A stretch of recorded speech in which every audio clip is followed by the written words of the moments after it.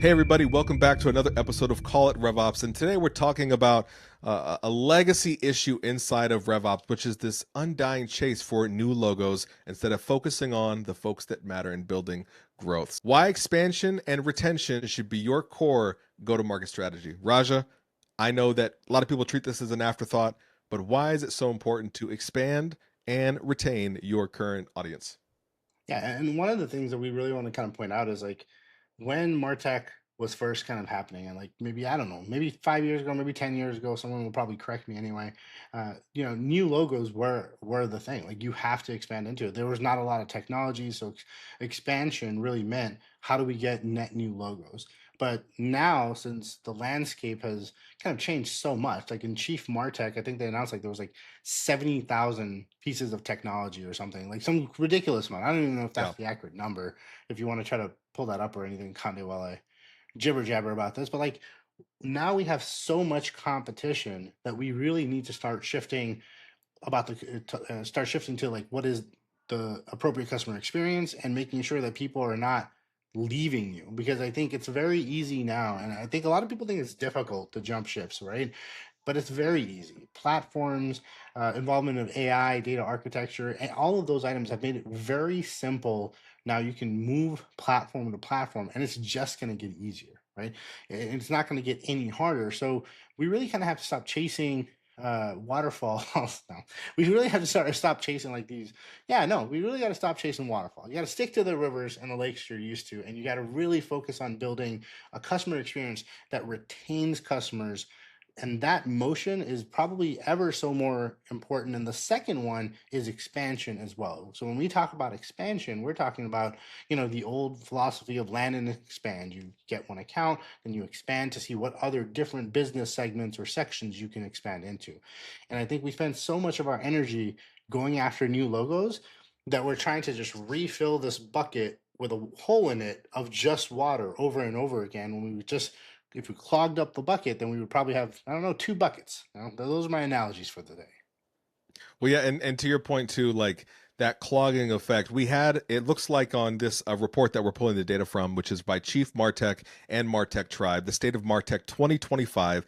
In 2011, there was 150 products in the Martech space, and now there's over 15,000. So they're identifying this as a 100x explosion of Martech. So it's not like the incumbents are going to be the incumbents. You have options available to you. Yeah, man. I mean, like customer acquisition cost is through the roof right now. Like everyone has a Google paid ad strategy compared to people that didn't have a Google paid ad strategy. But the cost of acquiring a new customer has gone systematically higher just because of the tech that's out there. So we need to stop pretending like the next big logo is going to save your quarter, or it's going to give you justification, right? Like it's not like if you sign up Google, everyone's like, oh, you're working with Google, I want to work with you too. No, it's like, what do you do for me? How do you help me as an org? And I think like the whole brand recognition portion of Conde, and maybe you can chime in on, I think that's kind of, I wouldn't say it's out the window, but it's definitely wavering. Like, remember like one websites used to have like, oh, look at all these brands that work with us. And I feel like I just don't think people give a shit anymore. I just don't Yeah. think people care who you're working with. What is your application or product or service? How is it going to make their life easier? I think they could give two shits about if Google's using you or not. hmm And I think it's a great point as well, because that logo, historically it meant a lot. It meant, okay, the folks that are doing the best kind of work are working with these companies. But now it's a totally different ball game where you don't necessarily need that validation. You don't need the Yelp review of that particular platform, so to speak. So when we talk about new logo acquisition, I think the first thing we kind of dive into is, why do companies still prioritize net new logo? And could this be a board pressure thing? Could this be a leadership thing? Could this be an internal thing? I think that's maybe a great place to kind of identify versus the compounding value of your existing people paying you. Yeah, I mean, I think and here's not to say that net new shouldn't be a focus, right? I'm just saying it shouldn't be the focus anymore. And the idea behind net new logo acquisition, is a tale as old as time, right? Like people think that that's what's going to drive growth, and what we're seeing now is retention budgets on tech, right? And that's the main thing, is that how do you now tap into budgets that is about retaining a product or a piece of technology that is helping an org, and how do you make it so no one can combat what you're doing? Is it, it has to be through customer support. I mean, it's not their job alone, mind you, but if we spent maybe, I don't know, a third of the energy into product updates and listening to consumer feedback, I think, and I know everyone's probably seen it, like the whole Red Lobster thing that's going on. The Yeah. CEO, they release something, they listen to the feedback, they implemented. Look at all the buzz it's going.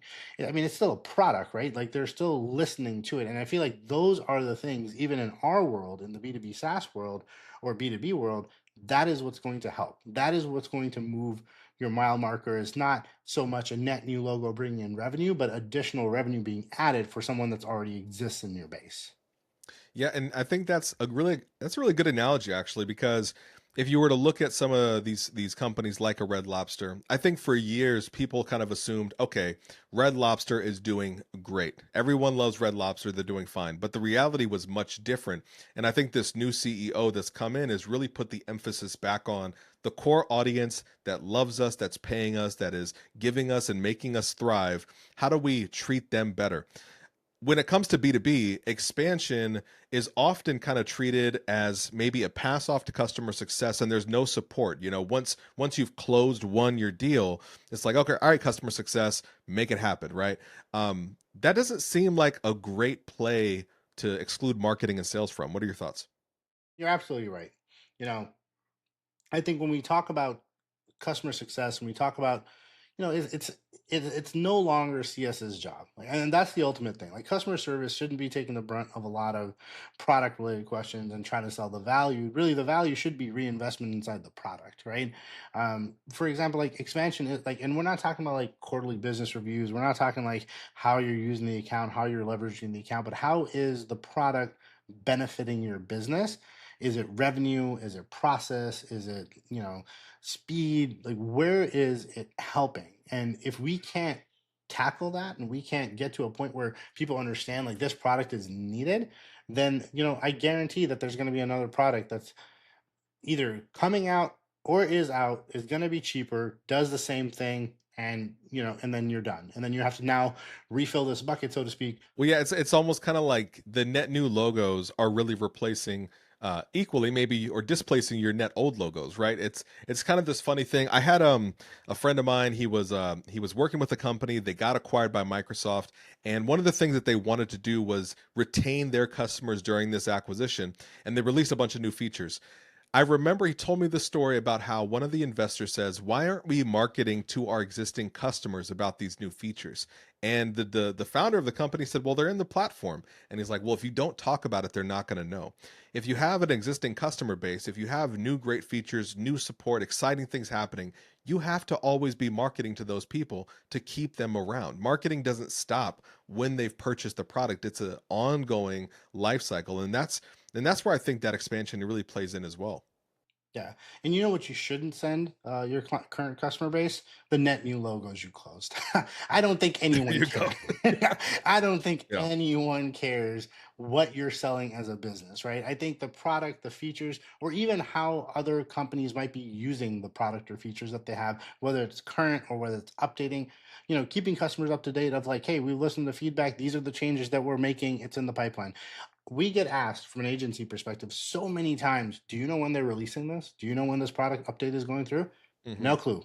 Just as clueless as you are. But even having like a timeline of this is what we've heard, this is what we're trying to implement, alleviates the concern that your platform might be getting stagnant. Because as soon as they think that as soon as like, if you think about it, like from a end user perspective, if they think that your platform is getting stagnant, they're going to jump ship. Simple as that, right? Like they're just going to be like, well, it's not in it for me. And if you think about it, maybe 10 years ago, 12 years ago, there's only 150 companies. So if you want to jump ship, if you want to get an alternative, your options are pretty limited. But fast forward to 2025, you have 14,999 other options to look at. And I think that's kind of the distinction we And have to make. growing and growing. You know what I mean? Exactly. New ones coming out every day. So Yeah. if you want to jump ship, there's plenty of nice looking great ships that you can jump to. So we have to kind of put the onus on that as well. And they'll help you. Like, like back when there were like the 111 companies, moving data from structure to structure is very tough. Now you have, complete onboarding processes. We'll help you migrate it. We'll tap into an API. We'll have some sort of digital robot do 80, 70% of the legwork or something like that.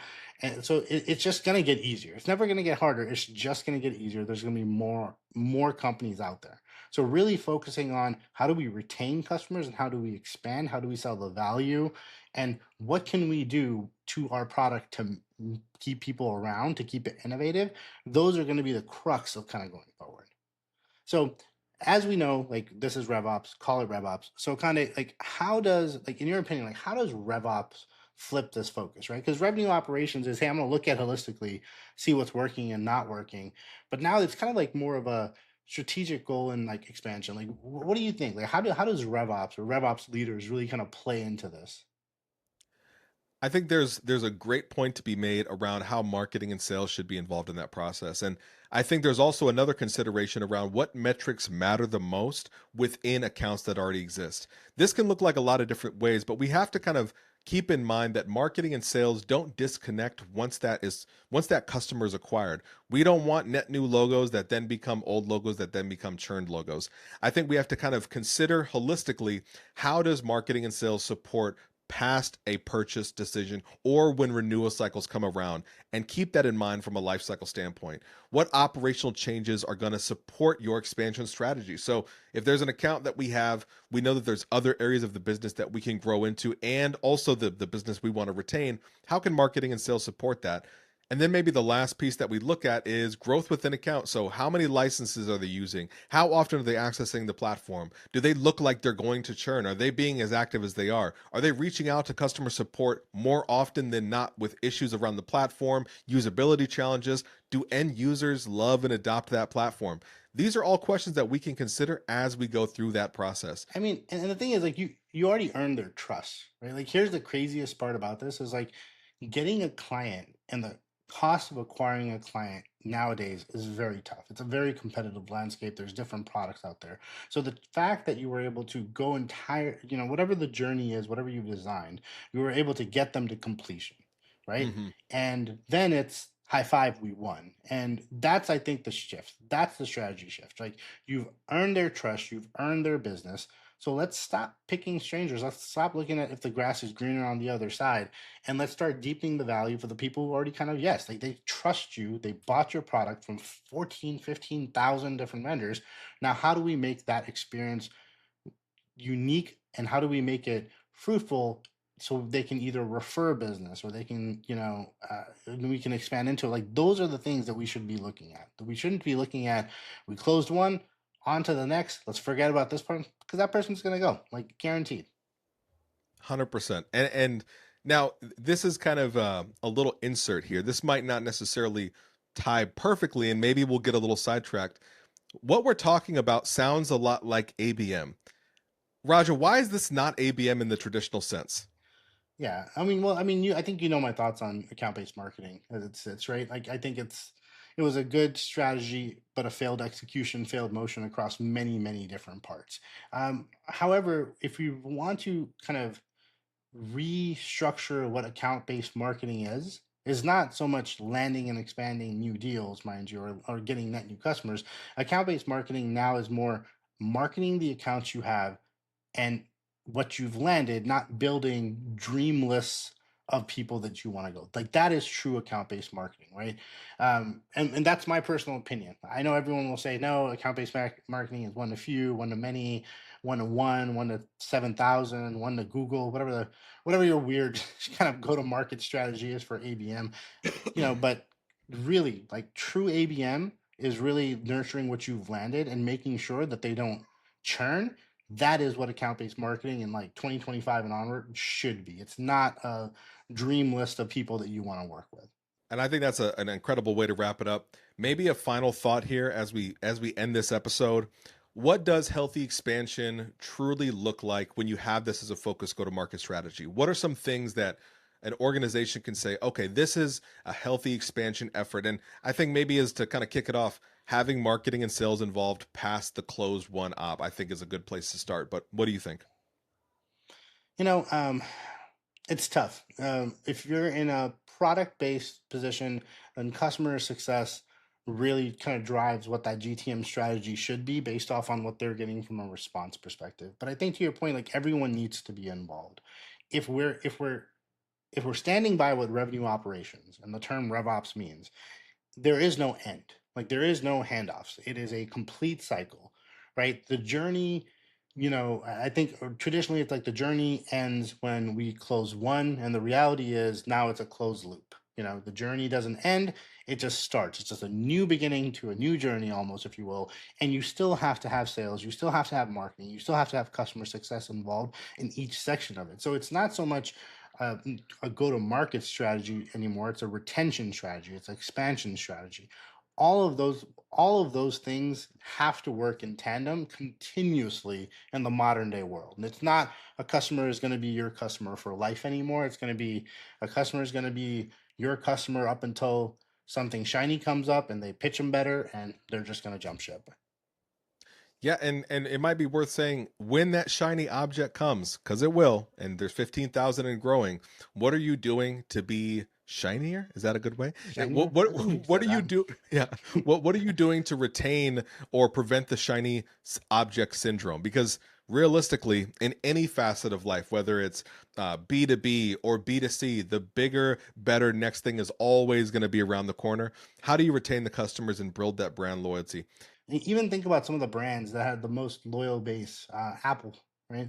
Apple fans were uh, almost cultish, to tell you the truth, on how they bought Apple products. Now even they're turning back. The latest iPhone release, the first question that was asked was like, it's the same exact thing. You're seeing numbers, you're seeing doing. So if Apple, the company that has mega gazillion dollars from a marketing standpoint, is losing customer base, especially now with everything being so out there, for smaller companies, mid-sized companies, like you have no hope.